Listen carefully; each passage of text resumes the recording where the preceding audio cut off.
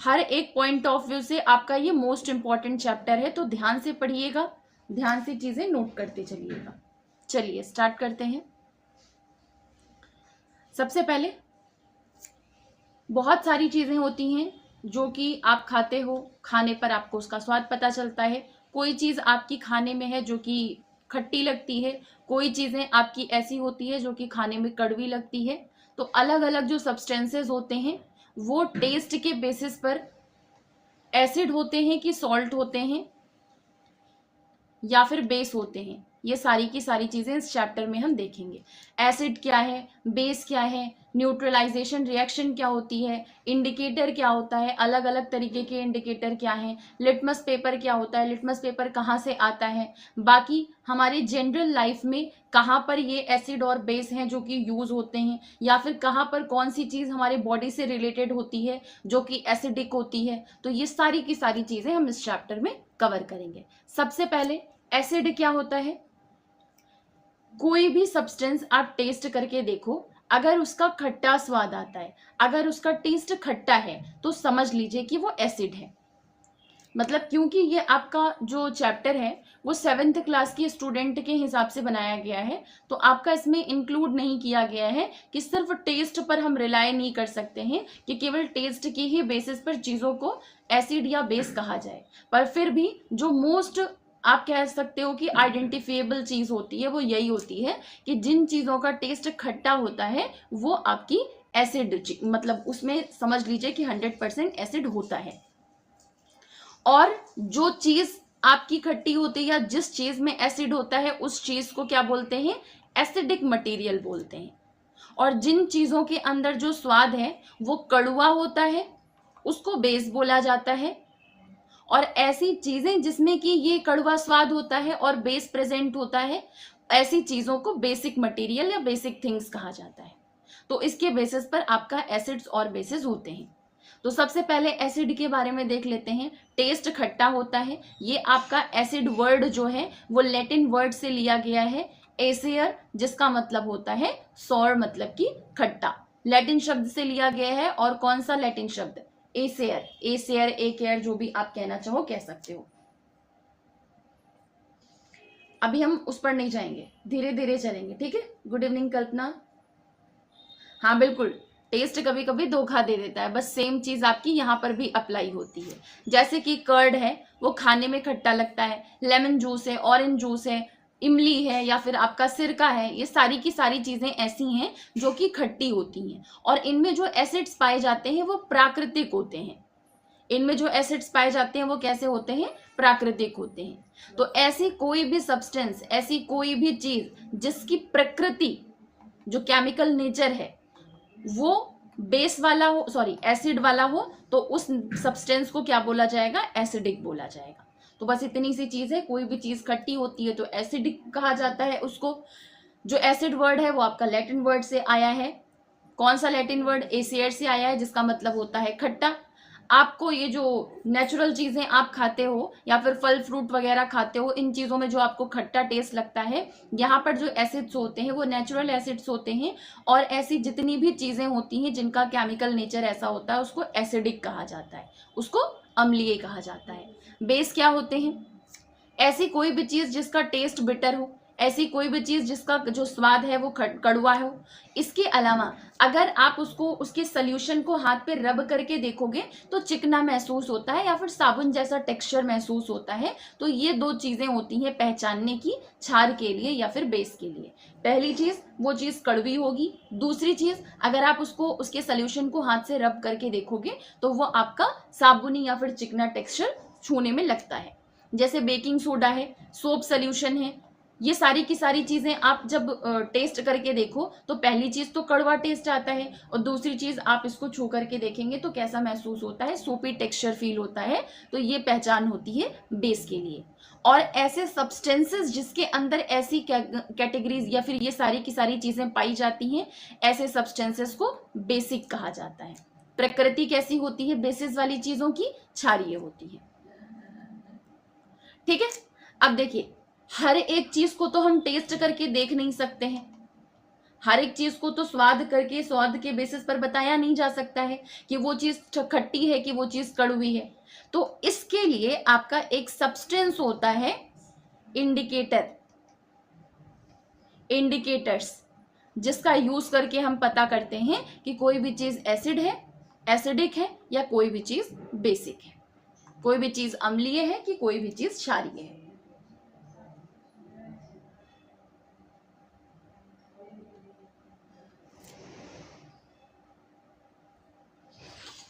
PH scale से कर सकते हैं, पर आपका इंडिकेटर मतलब ऐसे सब्सटेंसेस जिनका यूज करके, जिनके कलर में परिवर्तन होता है, जिनके कलर में चेंजेस होते हैं, जिसके आधार पर हम पता करते हैं कि वो चीज एसिडिक है कि बेसिक। आपका जो पीएच स्केल होता है वो रेंज होती है, तो वहां पर हम रेंज के बेस पर पता करते हैं, और जो इंडिकेटर्स होते हैं उनको हम आंखों से देख करके ही बता सकते हैं कि वो चीज एसिडिक होगी कि बेसिक होगी। ठीक है, चलिए आगे बढ़ते हैं। दोनों में डिफरेंस देख लेते हैं। एसिड किस बेसिस पर एसिड होता है और बेस जो है वो किस बेसिस पर बेस होते हैं। Good morning puchka. टेस्ट कैसा होता है? एसिड्स का खट्टा होता है। बेस का टेस्ट कैसा होता है? कड़वा होता है। छूने में इसका कोई खास अलग से टेक्सचर नहीं लगता है, लेकिन जो क्षार होता है वो छूने पर सोपी टेक्सचर मतलब कि चिकना महसूस होता है। लिटमस टेस्ट से जब इसको चेक किया जाता है तो एसिड को लिटमस टेस्ट से चेक करने पर अगर ब्लू कलर का लिटमस पेपर है तो वो रेड कलर में कन्वर्ट हो जाएगा। इसको थोड़ा सा इसके हिसाब से समझिएगा। एसिड्स की यहाँ पर जो कलरिंग है वो रेड कलर की है, और बेस की यहाँ पे जो कलरिंग है वो आपकी ब्लू कलर की है। तो एसिड को जब भी हम लिटमस टेस्ट पर, ब्लू लिटमस पेपर पे टेस्ट करते हैं तो आपका वो रेड में कन्वर्ट होगा। तो रेड कलर होना ये बताता है कि वो चीज एसिडिक है। अगर आपने रेड लिटमस पेपर लिया है और उसका कलर ब्लू हो जाता है तो रेड लिटमस का ब्लू हो जाना बताता है कि वो चीज क्षारीय है या फिर वो चीज बेसिक है। आपके इंडिकेटर्स में बहुत सारी चीजें होती हैं। लिटमस टेस्ट है जिससे कि आप, एक तरीके का इंडिकेटर होता है जिससे कि आप पता कर सकते हो कोई भी चीज एसिडिक है कि बेसिक है। टर्मरिक पेपर है, इसके थ्रू भी आप पता कर सकते हो कोई भी चीज एसिडिक है कि बेसिक है, क्योंकि ये भी एक इंडिकेटर की तरह काम करता है। चाइना रोज है जिसको गुड़हल भी बोला जाता है, ये भी आपका एक तरीके का इंडिकेटर है जिसके थ्रू हम पता कर सकते हैं कोई भी चीज एसिडिक है बेसिक है। फिनोल्फिथलीन है, इसके थ्रू भी पता कर सकते हैं कि कोई भी चीज एसिडिक है या फिर बेसिक है। तो हम देखेंगे कि अलग अलग ये जो इंडिकेटर्स हैं, लिटमस टेस्ट है, टर्मरिक पेपर है, चाइना रोज है, फिनोल्फिथलीन है, ये अलग अलग जो इंडिकेटर्स हैं उनमें किस तरीके का चेंज आता है एसिड होने पर और किस तरीके का चेंज आता है बेस होने पर। सबसे पहले लिटमस पेपर आपको बता दिया कि ब्लू लिटमस पेपर होता है वो रेड कलर में चेंज हो जा रहा है तो मतलब चीज एसिडिक है। रेड लिटमस पेपर अगर ब्लू में चेंज हो जा रहा है मतलब कि वो आपका बेसिक है। टर्मरिक पेपर से अगर टेस्ट करेंगे तो एसिड में किसी तरीके का कोई बदलाव नहीं होता है, लेकिन अगर टर्मरिक पेपर पर हम कोई बेस का सॉल्यूशन डालेंगे, मतलब ऐसी किसी चीज का सॉल्यूशन डालेंगे जिसके अंदर बेस हो, क्षार हो, तो वो चीज या तो रेड कलर में चेंज हो जाएगी या तो ब्राउन रेड कलर में चेंज हो जाएगी। ब्राउन रेड मतलब आपका डार्क रेड, या तो रेड में कन्वर्ट हो जाएगा या तो डार्क रेड में कन्वर्ट हो जाएगा, पर इसके लिए आप एग्जैक्ट टर्म याद रखो, ब्राउन रेड में कन्वर्ट हो जाएगा। चाइना रोज पर जब चेक करते हैं तो क्या होता है, जो आपका एसिड होता है अगर उसको चाइना रोज सोल्यूशन में चेक करेंगे तो वो आपका डार्क पिंक में कन्वर्ट हो जाएगा या फिर मेजेंटा कलर में कन्वर्ट हो जाएगा। डार्क पिंक को ही वैसे मेजेंटा कलर बोलते हैं। और आपका जो बेसिक चीज होगी वो ग्रीन कलर में कन्वर्ट हो जाएगी। फिनोल्फिथलीन आपका जो है, अगर इससे टेस्ट करेंगे, फिनोल्फिथलीन की अगर कुछ बूंदे डाल देंगे एसिड में तो वो कलरलेस हो जाता है। कलरलेस हो जाना इस चीज का सूचक है, इस चीज को इंडिकेट करता है कि वो आपका एसिडिक मटेरियल है। और अगर मान लीजिए कोई भी चीज है वो पिंक कलर में चेंज हो जा रही है, मतलब जो आपका सोल्यूशन है उस सोल्यूशन में फिनोल्फिथलीन की कुछ बूंद डालने पर अगर वो गुलाबी रंग में चेंज हो जाए तो इसका मतलब क्या है, वो बेसिक है। तो प्रकृति आपकी, अगर ये सारे के सारे चेंजेस आ रहे हैं, ये सारे के सारे कलर हैं तो मतलब उसकी एसिडिक प्रकृति है, और अगर ये सारे के सारे कलर में चेंजेस आ रहे हैं मतलब उसकी बेसिक प्रकृति है, मतलब कि क्षारीय प्रकृति है। ठीक है,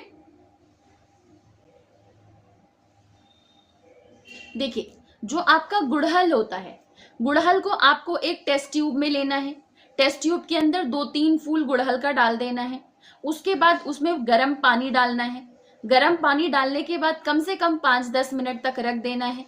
5-10 मिनट तक रखने के बाद जो गुड़हल का कलर होगा वो पूरा का पूरा आपके टेस्ट ट्यूब के पानी में आ जाएगा। इससे आप आराम से टर्मरिक सोल्यूशन पा सकते हैं, टर्मरिक का। और टर्मरिक सोल्यूशन पा जाएंगे तो उस सोल्यूशन की बूंदें डाल करके आप टेस्ट कर सकते हैं। और अगर आपको टर्मरिक पेपर बनाना है तो आपको सबसे पहले हल्दी का पेस्ट बनाना है। हल्दी का पेस्ट बनाने के बाद जो आपके फिल्टर मतलब ये कौन सा पेपर बोलते हैं, अरे कौन सा, मतलब नॉर्मल आप पेपर पर चाहो तो नॉर्मल पेपर के ऊपर जो आपने हल्दी का पेस्ट बनाया है उसको पूरा का पूरा स्प्रेड कर दो, फिर धूप में सुखा लो और उसके बाद छोटी छोटी स्ट्रिप्स काट करके रख लो तो आपका वो टर्मरिक पेपर बन जाएगा। ठीक है। राधे राधे अंबिका। एक तो इसमें रफ करने में बड़ी दिक्कत होती है।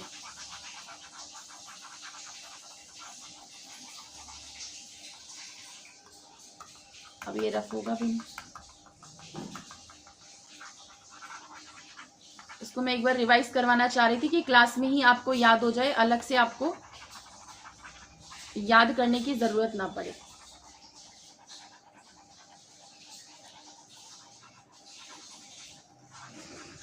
बस 1 सेकेंड का टाइम दीजिए बस।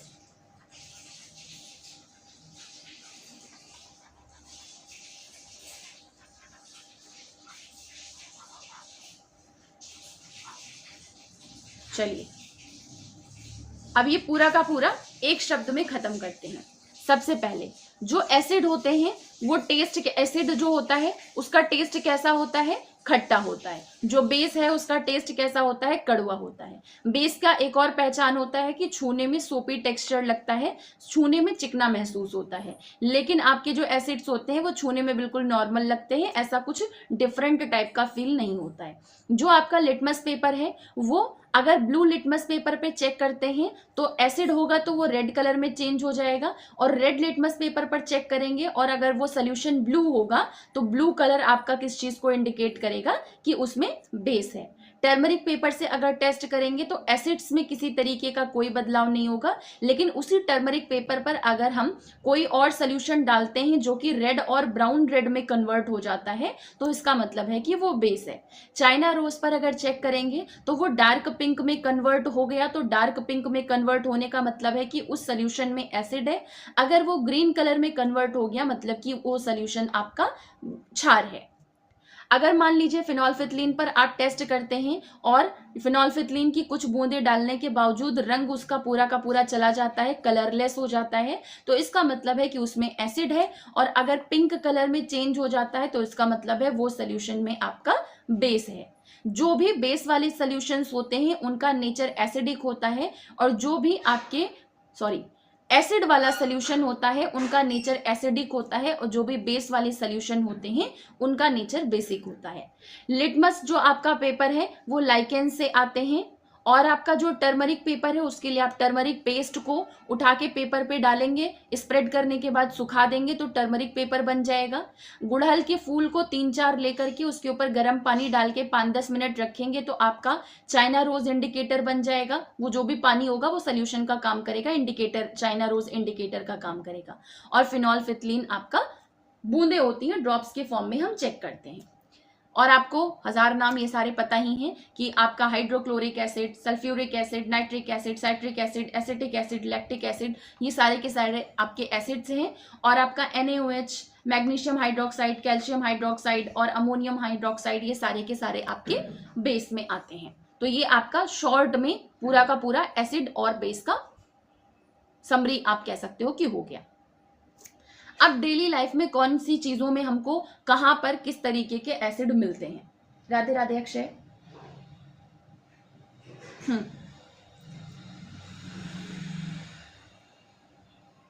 हाँ, ऐसे आप लोग साथ साथ में जो कुछ भी यहाँ पे पढ़ाया जा रहा है ना, आप चाहो तो साथ में उसको टाइप करते जाया करो, थोड़ा सा आप लोग का रिवीजन होता जाएगा जैसे कि कल्पना करती है।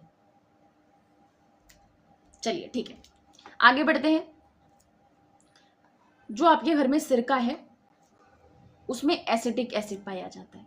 फॉर्मूला वैसे एसिटिक एसिड का याद रखेंगे तो ठीक ही है, CH3COOH एसिटिक एसिड, तो ये आपका सिरके में पाया जाता है। फॉर्मिक एसिड, अगर आपको चींटी काट लेती है तो उसके डंक से आपकी बॉडी में जो एसिड जाता है वो होता है फॉर्मिक एसिड, जो कि होता है HCOOH। फिर आपका जो भी खट्टे फल आप खाते हैं, ऑरेंज, लेमन, ये सब का सब, इसमें आपका साइट्रिक एसिड पाया जाता है। जो आप दही खाते हैं उसमें लैक्टिक एसिड पाया जाता है। आपका मिल्क से रिलेटेड मैक्सिमम चीजें जो होती हैं उनके आगे लैक्ट लगा होता है। तो ये आपका जो लैक्ट है वो किस चीज को डिटरमाइन करता है, आप लैक्ट देख के क्या पता कर सकते हो कि ये मिल्क से रिलेटेड किसी चीज के बारे में यहाँ पर बात हो रही है। जो आप पालक खाते हैं, स्पिनच खाते हैं, उसमें ऑक्सैलिक एसिड होता है। जो भी खट्टे फल होते हैं और आंवला होता है उसमें विटामिन सी या फिर एस्कॉर्बिक एसिड होता है। इमली है, ग्रेप्स है, अनराइप, जितने भी अनपके मतलब अधपके फल होते हैं, स्पेशली मैंगोज, इसमें टार्टरिक एसिड पाया जाता है। तो ये एसिड्स के नाम हैं, ये सारे के सारे याद रखिएगा, क्योंकि ये डायरेक्ट क्वेश्चन पूछा जाता है कि कौन से तरीके के ये आपके फल हैं, या फिर आपको ये चीजें दे दी जाएंगी जो ये राइट साइड में लिखी हैं और आपको बताना होगा कि इसमें कौन सा एसिड पाया जाता है, या फिर इसमें एसिड पाया जाता है कि इसमें बेस पाया जाता है। ऐसे ही आपका लाइम वाटर है, चूने का पानी है, इसमें कैल्शियम हाइड्रोक्साइड पाया जाता है। विंडो क्लीनर जो है, खिड़की साफ करने वाला जो भी आपका क्लीनर होता है, लिक्विड होता है, उसमें अमोनियम हाइड्रोक्साइड पाया जाता है। जो साबुन है उसमें या तो सोडियम हाइड्रोक्साइड या तो पोटेशियम हाइड्रोक्साइड पाया जाता है। मिल्क ऑफ मैग्नीशिया है, इसमें आपका मैग्नीशियम हाइड्रोक्साइड पाया जाता है। ये पूरी की पूरी टेबल मोस्ट इंपॉर्टेंट है, ये सारा का सारा याद कर लीजिएगा कि किसमें कौन सी चीज पाई जाती है। ठीक है, चाहिए तो इसका स्क्रीनशॉट ले लीजिए।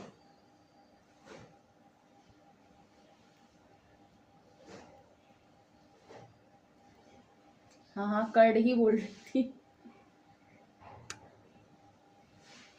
ठीक है, ओके, चलिए आगे बढ़ते हैं। इंडिकेटर्स क्या होते हैं, अब हम थोड़ा डिटेल में चीजों को समझेंगे।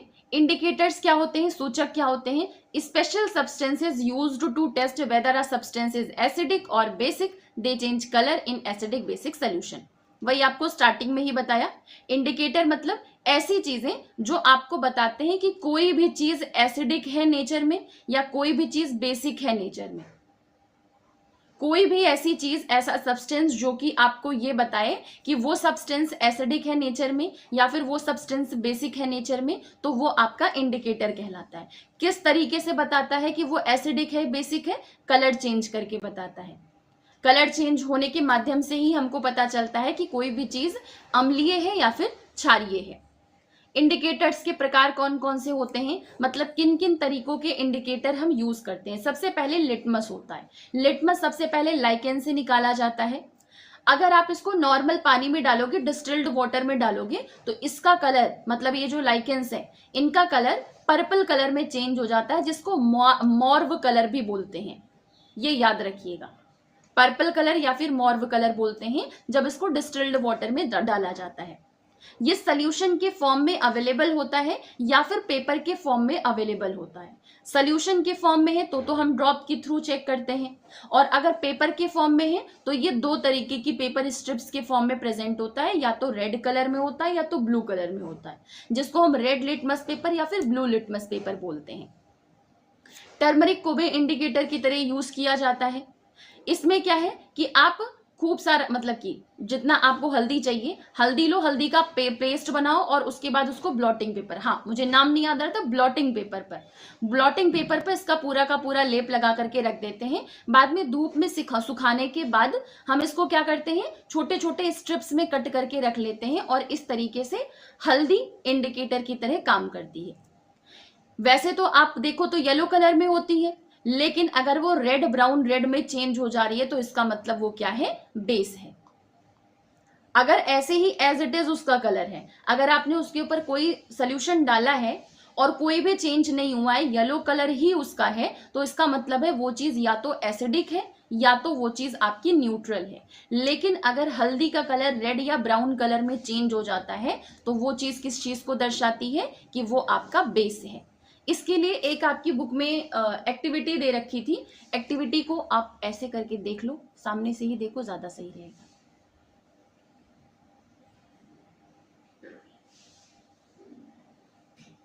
ये देखिए, ये आपने एक पेपर लिया, इस पेपर के ऊपर पूरा हल्दी स्प्रेड कर दिया, इसके बाद इसको धूप में सुखा लिया। धूप में सुखाने के बाद आप सोप सोल्यूशन लेंगे। सोप सोल्यूशन का मतलब क्या है, वही साबुन वाबुन घोल करके रख दीजिए। फिर कॉटन बड की मदद से आप इसके ऊपर जिस भी तरीके की डिजाइन बनाएंगे वो सारी की सारी डिजाइन आपकी ऐसे रेड कलर में चेंज हो जाएगी। और रेड कलर में चेंज होना किस चीज को इंडिकेट करता है, कि वो चीज बेस है। और आपका सोप सोल्यूशन क्या होता है, या तो सोडियम हाइड्रोक्साइड होता है या तो पोटेशियम हाइड्रोक्साइड होता है। तो ये आपका रेड कलर में चेंज होना दर्शाता है कि वो बेस है। और क्योंकि सोप सोल्यूशन का यूज हुआ है, मतलब कि वो आपका कोई ना कोई हाइड्रोक्साइड है, पोटेशियम या आपका सोडियम कोई भी हो सकता है। ठीक है,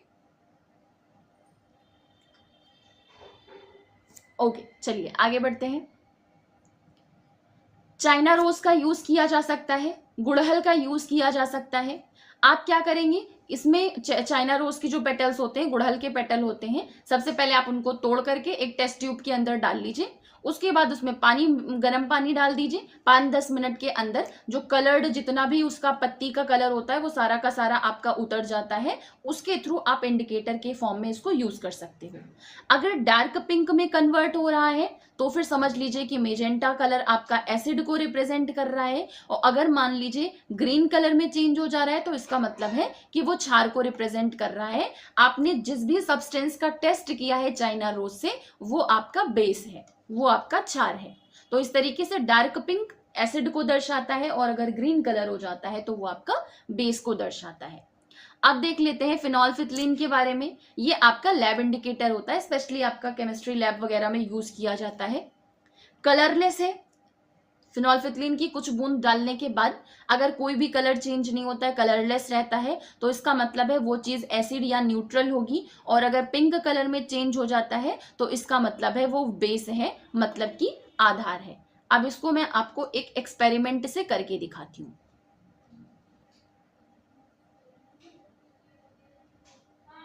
ये देखिए, सबसे पहले एक टेस्ट ट्यूब लीजिए। उस टेस्ट ट्यूब के अंदर सबसे पहले एसिड डालिए। एसिड डालने के बाद उसमें कुछ बूंदे फिनोल्फिथलीन की डालिए। जब आप इसमें फिनोल्फिथलीन की कुछ बूंद डालेंगे तो देखिए आपको ये कैसा लग रहा है, कलरलेस लग रहा है, किसी भी तरीके का कोई कलर नहीं है, मतलब कि ये एसिड है। अब उसके बाद कोई बेस लीजिए और बेस की कुछ बूंदे डालिए। इस बेस की बूंदे तब तक डालिए जब तक ये पूरा का पूरा पिंक कलर में ना चेंज हो जाए। तो आपने जैसे ही बेस की कुछ बूंदे डालनी स्टार्ट की, देखिए थोड़ा सा आपको यहाँ पर स्लाइट पिंक कलर लग रहा है। और हमने इसको तब तक डाला जब तक कि इसका पूरा कलर पिंक नहीं हो गया। तो पिंक कलर हो जाना किस चीज को डिनोट कर रहा है, कि इसमें बेस डाला गया है, कोई क्षार डाला गया है। अब इसी सोल्यूशन के ऊपर अगर आप वापस से एसिड डालेंगे तो ये वापस से एसिड डालना कलरलेस हो जाएगा, ये जो पिंक कलर है वो गायब हो जाएगा। फिर से आप अगर इसके ऊपर बेस डालेंगे तो ये वापस से पिंक हो जाएगा। फिर से आप इसके ऊपर एसिड डालेंगे, फिर से ये कलरलेस हो जाएगा। तो ये क्या रिप्रेजेंट करता है, कि जो फिनोल्फिथलीन होता है वो एसिड डालने पर कलरलेस हो जाता है और बेस डालने पर पिंक कलर का टेक्सचर देता है। ठीक है, चलिए। हाँ बिल्कुल बिल्कुल, ये होता है रिलेट करके देखना। सेम इसी बुक में, मुझे एग्जैक्टली ध्यान नहीं कहां पे दिया हुआ है, ये आपका ये बुक में भी कहीं लिखा हुआ था। मिल जा भाई। ये now I understand why a turmeric stain on my white shirt is turned to red when it is washed with soap. It is because the soap solution is basic. Same आपका जो यहाँ पर ऑब्जर्वेशन है, ये observation बूझो के द्वारा किया गया है। कि अब मुझे समझ में आया कि मेरे सफेद शर्ट के ऊपर अगर मान लीजिए हल्दी गिर जाती है, हल्दी का धब्बा लग जाता है और उसको साबुन से धुलता हूं तो वो रेड कलर में चेंज हो जाता है। तो रेड कलर में इसीलिए चेंज हो जा रहा था क्योंकि हम उसके ऊपर साबुन डाल रहे थे, और साबुन क्या था, बेस था, क्षार था। हाँ बिल्कुल, हाथ में भी करेंगे तो सेम ऐसे ही हो जाता है। चलिए आगे बढ़ते हैं। न्यूट्रल सॉल्यूशन क्या होता है, उदासीन विलयन किसको बोलते हैं। अगर आपने लाल या नीला दोनों कलर का लिटमस लिया हुआ है और आपने कई सारे सब्सटेंसेस पर इसको टेस्ट करके देखा है, और वो सब्सटेंसेस ऐसे हैं जिनसे लाल का ना रेड कलर में चेंज, सॉरी, लाल का ना ब्लू कलर में चेंज हो रहा है, ना ब्लू कलर का लाल में चेंज हो रहा है। तो जो ये लिटमस पेपर होते हैं रेड या ब्लू कलर के, अगर इनका रंग नहीं बदलता है तो रंग ना बदलना दर्शाता है कि वो ना अम्ल है और ना ही क्षार है, मतलब कि वो क्या है, न्यूट्रल सॉल्यूशन है। जैसे कि sugar solution, common salt solution और डिस्टिल्ड वाटर, ये सारा का सारा क्या है, न्यूट्रल सॉल्यूशन को दिखाता है। न्यूट्रल सॉल्यूशन मतलब ना ही वो एसिड है और ना ही वो बेस है। अभी आप आगे देखोगे कि जब न्यूट्रलाइजेशन की रिएक्शन होती है तो उसमें सॉल्ट बनता है, और सॉल्ट बनना आपको किस चीज को दर्शाता है, कि वो न्यूट्रल सॉल्यूशन है। अभी ये आगे समझेंगे जब हम बाकी की एक्सरसाइजेस वगैरह देखेंगे, ठीक है। हाँ, चाहे ब्लू कलर का हो चाहे रेड कलर का हो, दो का दोनों ही किसी भी तरीके का कोई कलर नहीं चेंज करेगा, वो न्यूट्रल रहेगा। चलिए आगे देखते हैं। लिटमस पेपर का यूज किया जाता है, तो लिटमस पेपर बनता कहां से है, लाइकेन से बनता है।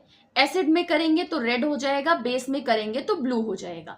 मतलब कि अगर हम ब्लू लिटमस पर ट्राई करेंगे तो रेड हो जाएगा, और रेड लिटमस पर ट्राई करेंगे तो बेस आपका ब्लू में कन्वर्ट हो जाएगा, और अगर न्यूट्रल होगा तो पर्पल कलर दिखाएगा, मतलब कि जो उसका ओरिजिनल कलर होगा।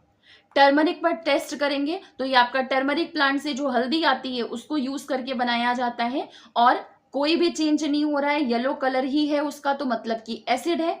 अगर रेड या ब्राउन रेड में चेंज हो रहा है मतलब कि वो बेस है।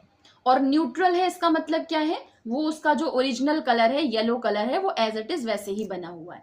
चाइना रोज से आप टेस्ट करेंगे तो जो गुड़हल की पत्तियां होती हैं उनसे चाइना रोज इंडिकेटर बनाया जाता है। अगर डार्क पिंक और मेजेंटा कलर आ रहा है तो इसका मतलब है कि वो एसिड है, और अगर ग्रीन कलर आ रहा है मतलब कि वो बेस है। और अगर लाइट पिंक कलर मतलब कि उसका ओरिजिनल कलर जो था वो वैसे ही एज इट इज है, इसका मतलब है न्यूट्रल है।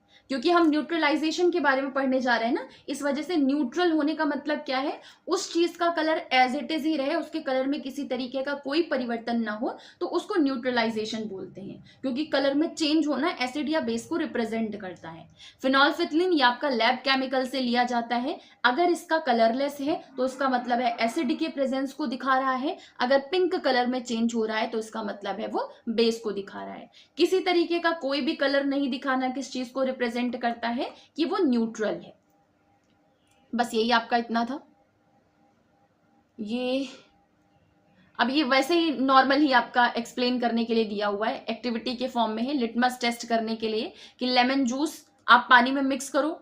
अब उसके ऊपर मान लीजिए सबसे पहले आप रेड लिटमस पेपर लीजिए। रेड लिटमस पेपर पर अगर कुछ बूंदे लेमन जूस के साथ आपने पानी का जो सोल्यूशन बनाया है, जब आप इसको डालेंगे तो किसी तरीके का कोई चेंज नहीं आ रहा है, क्योंकि एसिड जो है वो रेड को किसी भी तरीके से अफेक्ट नहीं करती है। लेकिन वही चीज अगर आप ब्लू लिटमस पेपर पर डालेंगे तो वो रेड कलर में चेंज हो जाएगी, जो कि आपका रिप्रेजेंट करेगा कि ये आपका एसिडिक था। लेमन जूस है, जूस में एसिड होता है, तो ऑब्वियस ही चीज है आपका हो जाएगा। और वही चीज अगर बेकिंग सोडा के सोल्यूशन के साथ ट्राई करेंगे रेड लिटमस के ऊपर, तो वो आपका ब्लू में कन्वर्ट हो जाएगा, जो कि दिखाएगा कि बेस है। ये आपको वैसे भी बता ही चुकी हूँ, पर नोट्स में है तो साथ साथ में लेते चलते हैं। टर्मरिक टेस्ट का भी आपका बता चुकी हूँ, इसमें अलग से नहीं बताना है। चाइना रोज इंडिकेटर का भी बता चुकी हूँ कि गर्म पानी में लेंगे, उसके बाद जब उसका कलर चेंज हो जाएगा फिर उसको इंडिकेटर की तरह यूज करेंगे। जिस भी चीज का टेस्ट करना है उसकी 5 बूंदे डालेंगे। डार्क पिंक का हो जाना एसिडिक सोल्यूशन दिखाएगा, ग्रीन कलर का हो जाना बेसिक सोल्यूशन को दिखाएगा। अब एसिड रेन क्या होती है, ये आपका इंपॉर्टेंट पॉइंट है, इसको भी नोट कर लीजिएगा कि एसिड रेन क्या होता है, अम्ल वर्षा क्या होती है। देखिए, जब बारिश होती है तो हवा में एयर पोल्यूशन सुना है आपने। एयर पोल्यूशन का मतलब क्या होता है, अगर हवा में कुछ पॉल्यूटेंट्स रहते हैं, प्रदूषक रहते हैं, तो उसी को एयर पोल्यूशन कहा जाता है। ये पॉल्यूटेंट्स आपके किस किस फॉर्म में हो सकते हैं, कार्बन डाइऑक्साइड के फॉर्म में हो सकते हैं, सल्फर डाइऑक्साइड के फॉर्म में हो सकते हैं, और आपका नाइट्रस ऑक्साइड के फॉर्म में हो सकते हैं। तो इस तरीके से तो इस तरीके से अलग अलग तरीके से पॉल्यूटेंट्स में कार्बन डाइऑक्साइड, सल्फर डाइऑक्साइड या फिर आपका NO2, ये तीनों है पॉल्यूटेंट्स के रूप में प्रेजेंट होते हैं। जब बारिश होती है तो बारिश की बूंदों के साथ ये जो पॉल्यूटेंट्स होते हैं वो मिक्स हो जाते हैं, और जैसे ही पानी की बूंद के साथ ये पॉल्यूटेंट्स मिक्स होते हैं, जो कार्बन डाइऑक्साइड होता है वो कार्बोनिक एसिड में कन्वर्ट हो जाता है, जो आपका SO2 पॉल्यूटेंट होता है वो सल्फ्यूरिक एसिड में कन्वर्ट हो जाता है, और आपका जो NO2 पॉल्यूटेंट होता है वो नाइट्रिक एसिड में कन्वर्ट हो जाता है। कैसे हुआ? रेन ड्रॉप में जो बारिश की बूंदें थी उसमें डिसॉल्व होकर के हुआ। तो एसिड रेन का मतलब क्या है? जो बारिश की बूंदें हैं उसमें अगर एसिड का कंटेंट ज्यादा हो जाता है या फिर एसिड अगर एक्सेस हो जाता है तो इसी को एसिड रेन कहा जाता है। ठीक है, चलिए, इससे होता क्या है? इससे बिल्डिंग्स डैमेज होती हैं, जो हिस्टोरिकल मॉन्यूमेंट्स हैं वो खराब हो जाते हैं, इससे प्लांट्स के ऊपर असर पड़ता है, इससे एनिमल्स के ऊपर असर पड़ता है, यहाँ तक कि हमारी बॉडी पे भी ये चीज पड़ेगी, एसिड रेन पड़ेगी तो वो हमारी बॉडी को भी किसी ना किसी तरीके से हार्म करती ही है। न्यूट्रलाइजेशन क्या होता है? उदासीनीकरण क्या होता है? जब एसिड सोल्यूशन को बेस सोल्यूशन के साथ मिक्स किया जाए तो फिर वो एक दूसरे को अगर न्यूट्रलाइज कर दे तो इसको न्यूट्रलाइजेशन बोलते हैं। जब अम्ल घोल, वही आपका एसिड मिक्सचर सोल्यूशन और आपका बेस सोल्यूशन, इन दोनों को जब साथ में मिक्स किया जाता है तो मिक्स करने पर अगर एसिड का प्रभाव खत्म हो जाए और बेस का अपना प्रभाव खत्म हो जाए, मतलब दोनों का प्रभाव खत्म हो जाए, तो इसको न्यूट्रलाइजेशन या फिर उदासीनीकरण बोलते हैं।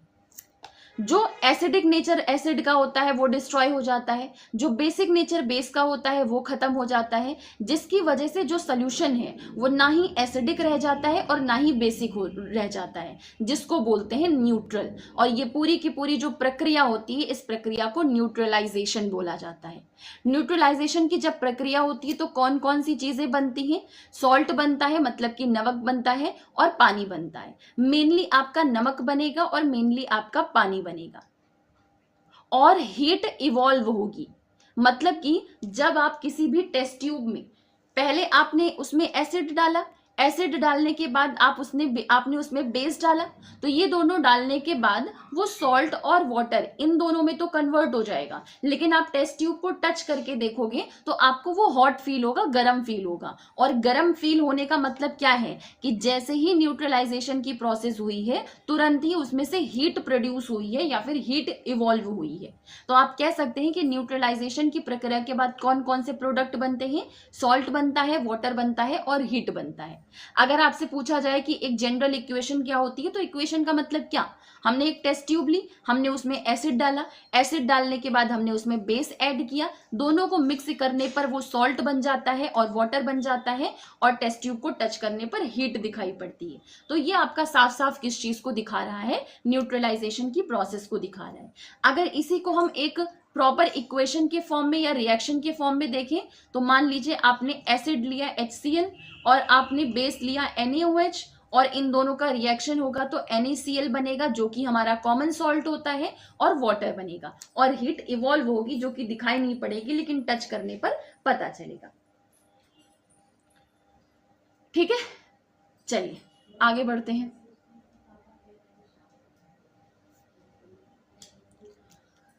फिनोल्फिथिलीन कैसे पता चलेगा? पिंक कलर आ रहा है, वही आपका बेसिक है, और कलरलेस हो रहा है तो एसिड या न्यूट्रल होगा। जब हम टेस्ट ट्यूब को छुएंगे न्यूट्रलाइजेशन रिएक्शन होने के बाद, तो हम देखेंगे छूने पर हमको वो थोड़ा सा वार्म टाइप का फील होता है, और वार्म फील होना ही आपका किस चीज को दिखाता है कि हीट इवॉल्व हुई। अब आप एक इंपॉर्टेंट पॉइंट है कि जो सॉल्ट है आपका वो एसिड बेस नहीं होता है, एसिड भी हो सकता है, बेस भी हो सकता है, न्यूट्रल भी हो सकता है। हम एग्जैक्टली नहीं कह सकते हैं कि एसिडिक ही होता है, बेसिक ही होता है या फिर न्यूट्रल ही होता है। ये आगे चल के और डिटेल में जब जाएंगे तब समझ में आएगा कि आपका एसिडिक, बेसिक और न्यूट्रल तीनों तरीके से नेचर में कैसे होते हैं। अब अगर हम अपने पर डे की लाइफ में देखें तो हम कहाँ कहाँ पर देखते हैं ये पूरा का पूरा जो चेंज होता है। सबसे पहले हमने चैप्टर में जो डाइजेशन का पूरा देखा था कि कौन सा क्या क्या होता है, तो उसमें हमने डाइजेशन एक देखा था। डाइजेशन वाले उसमें हमने देखा था कि स्टमक में, आमाशय में आपका हाइड्रोक्लोरिक एसिड रिलीज होता है, HCl रिलीज होता है, लेकिन यही HCl अगर ज्यादा मात्रा में रिलीज हो जाती है तो उससे इनडाइजेशन की समस्या होती है, मतलब कि खाना पचता नहीं है। अब यहाँ पर एसिड है, हमें क्या करना है, इसको न्यूट्रलाइज करना है कि एसिड की मात्रा खत्म हो जाए, न्यूट्रल हो जाए। तो न्यूट्रल करने के लिए हमें किसी ना किसी बेस का यूज करना पड़ेगा, क्षार का यूज करना पड़ेगा। क्षार के लिए हम एंटासिड्स का यूज करते हैं, और एंटासिड आपका एक एग्जाम्पल है मिल्क ऑफ मैग्नीशिया, मतलब कि मैग्नीशियम हाइड्रोक्साइड। अगर हम इसका यूज करते हैं तो एसिड आपका न्यूट्रलाइज हो जाता है और जो डाइजेशन है वो नॉर्मल हो जाता है। चींटी काटती है, चींटी काटने के बाद फॉर्मिक एसिड रिलीज करती है हमारी बॉडी में, हमारी स्किन में। तो क्योंकि फॉर्मिक एसिड रिलीज हुआ है तो ये एक तरीके का एसिड है। अब हमें इसको न्यूट्रलाइज करना है, तो न्यूट्रलाइज करने के लिए हम बेकिंग सोडा का यूज करेंगे, मॉइस्ट बेकिंग सोडा का यूज करेंगे, जिसको कहते हैं sodium hydrogen carbonate. Sodium hydrogen carbonate मतलब NaHCO3। NaHCO3 इसको सोडियम बाइकार्बोनेट भी कहा जाता है। तो इसके लिए फॉर्मिक एसिड अगर आपके स्किन में रिलीज हुई है तो उसके असर को कम करने के लिए आप चाहो तो बेकिंग सोडा का यूज कर सकते हो। बेकिंग सोडा मतलब sodium hydrogen carbonate, sodium hydrogen carbonate मतलब कि NaHCO3, जिसको सोडियम बाइकार्बोनेट भी कहा जा सकता है। इसके अलावा कैलामाइन सोल्यूशन का भी यूज किया जा सकता है। वैसे तो आपका जिंक के अगर जो भी इनके क्या बोलते हैं उसको, मतलब इनकी फैमिली की बात करेंगे तो कैलामाइन सोल्यूशन आपका जिंक का ही एक और में काउंट किया जाता है। लेकिन अगर आपका नॉर्मली देखें तो कैलामाइन सोल्यूशन क्या होता है, इसमें जिंक ऑक्साइड और आपका आयरन ऑक्साइड, जिंक ऑक्साइड और आयरन ऑक्साइड, इन दोनों को मिक्स करके बनाया जाता है, जिससे कि आपका Fe2O3 और ZnO ये बनता है। अगर आपसे वैसे कभी कैलामाइन का सोल्यूशन पूछ लिया जाए कि फॉर्मूला क्या होगा, और अगर आपके वहां पे किसी और टाइप की बात नहीं की गई है तो समझ लीजिए जिंक कार्बोनेट है, ZnCO3 है। और अगर जिंक कार्बोनेट आपका ऑप्शन में नहीं दिया है तो समझ लीजिए यहाँ पर एंटासिड वाले कैलामाइन की बात हो रही थी, जिसका फॉर्मूला होता है ZnOFe2O3। इसी को कहीं कहीं पर अलग तरीके से लिखा रहता है Fe2O4 और Zn, ऐसे भी आपको ये लिखा हुआ दिख सकता है, क्योंकि आपका ये जो एक O है वो जिंक के साथ मिलकर के जिंक ऑक्साइड बना देता है, और Fe2O3 मतलब जो आपका आयरन ऑक्साइड है ये आपका अलग हो जाता है। तो आप चाहो तो कंबाइन करके लिखोगे तो ZnO Fe2O3 हो जाएगा। अगर आप इनको अलग अलग करके लिखोगे तो Fe2O4 Z2O हो जाएगा, ठीक है, सॉरी ZnO हो जाएगा। क्लियर है?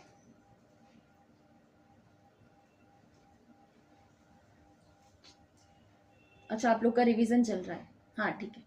शिवांगी ज्यादा नहीं बचा है, थोड़ा सा ही, अभी खत्म होने वाला है। एसिडिक सॉइल क्या होती है, अम्लीय मिट्टी क्या होती है? जब बहुत ज्यादा केमिकल फर्टिलाइजर्स मिलाए जाते हैं तो ज्यादा केमिकल फर्टिलाइजर्स मिलाने से क्या होता है, जो मिट्टी की प्रकृति है वो एसिडिक हो जाती है, क्योंकि एसिड की मात्रा ज्यादा हो गई है। तो कैसी हो जाती है प्रकृति, एसिडिक हो जाती है। और होती किस वजह से, क्योंकि फर्टिलाइजर्स का यूज ज्यादा किया जाता है। अब इसके लिए क्योंकि एसिडिक हो गई है तो हमें क्या करना पड़ेगा, हमें किसी बेस का यूज करना पड़ेगा। बेस के लिए हम क्विक लाइम का यूज कर सकते हैं। क्विक लाइम मतलब कि आपका CaO, ये सब याद रखिएगा, क्वेश्चन में आपका पूछ लिया जाता है कि स्लेक्ड लाइम किसको बोलते हैं, क्विक लाइम किसको बोलते हैं। ये सारा का सारा आपसे ऑप्शन में ऐसे फॉर्मूले दे देगा और आपसे पूछ लेगा कि इसको कहा जाता है। तो ये सब भी ध्यान में देकर के नोट करते चलिएगा।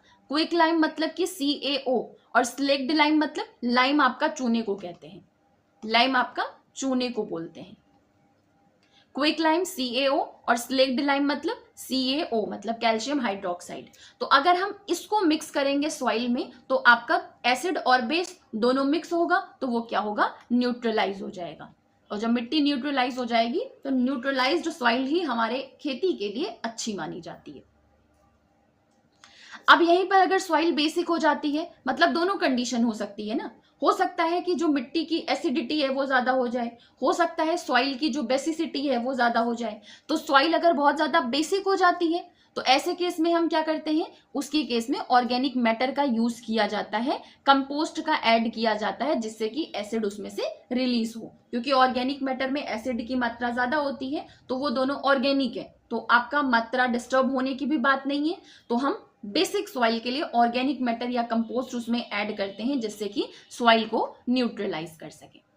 अब जितने भी फैक्ट्री वगैरह होती हैं, उन सब से जो भी कचरा निकलता है, जो कि मतलब नदी वदी में जाता है, वो एसिडिक ज्यादा होता है। जो भी उसमें से पानी निकलता है पाइप से या नाली से, वो सारा का सारा एसिडिक ज्यादा होता है। तो इसी वजह से जो बेसिक सब्सटेंसेस होते हैं वो ऐड करने चाहिए किसी भी वाटर बॉडीज में इन एसिडिक पानी को रिलीज करने के पहले, जिससे कि जो फिशेज हैं वो ना मरे, या फिर जो भी एक्वेटिक लाइफ है, चाहे उसमें प्लांट्स हो, चाहे उसमें जो भी पानी में रहने वाले जो मछली वछली हैं, जीव जंतु हो, उनको किसी तरीके का कोई नुकसान ना हो। इसलिए इसके साथ फैक्ट्री वेस्ट के एसिडिक पानी के साथ इस तरीके की व्यवस्था करनी चाहिए कि बेसिक सब्सटेंसेस को उसमें ऐड करना चाहिए वाटर बॉडीज में डालने के पहले। कहां पे? यहां पे तो रिएक्शन की कोई बात ही नहीं हो।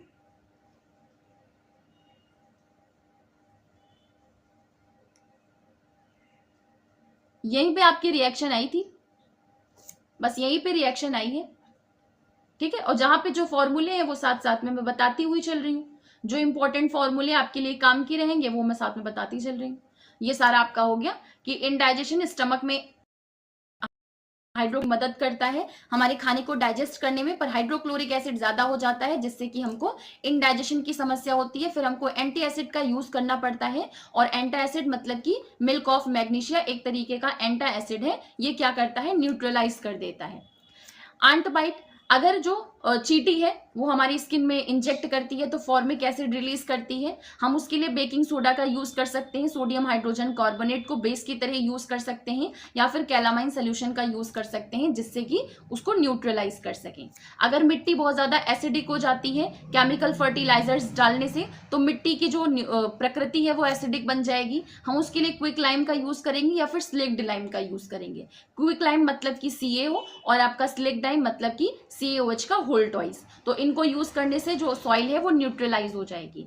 अगर बेसिक सॉइल हो जाती है, सॉइल में जो बेसिक मात्रा है वो ज्यादा हो जाती है, तो ऐसे केस में ऑर्गेनिक मैटर या कंपोस्ट का यूज किया जाता है। तब जाकर के आपकी जो कंपोस्ट है उसमें से एसिड रिलीज होती है, और ये सॉइल को न्यूट्रलाइज करने का काम करते हैं। फैक्ट्री वेस्ट की बात करें तो फैक्ट्री वेस्ट का जितना भी पानी होता है वो सारा का सारा एसिडिक होता है। इस वजह से उसको डायरेक्ट नदी में डालने के पहले उसमें बेसिक सब्सटेंसेस को ऐड करना चाहिए, जिससे कि वाटर बॉडीज में जो भी एक्वेटिक लाइफ रह रहे हैं उनको नुकसान ना हो। ठीक है, बस यही था हमारा आज का चैप्टर। जितने भी इंपॉर्टेंट पॉइंट थे वो सारे के सारे हमारे कवर हो गए। ओके,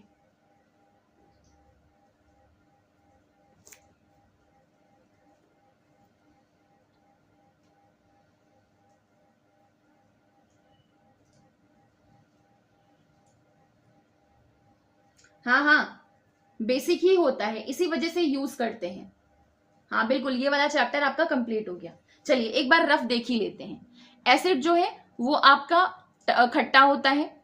अगर इसको ब्लू लिटमस पेपर पे टेस्ट करते हैं तो रेड हो जाता है। जो आपका बेस होता है वो खट्टा होता है, कड़वा होता है, और छूने पर सोपी टेक्सचर आता है। अगर इसको रेड लिटमस पेपर पर टेस्ट किया जाता है तो ये ब्लू कलर में कन्वर्ट हो जाता है।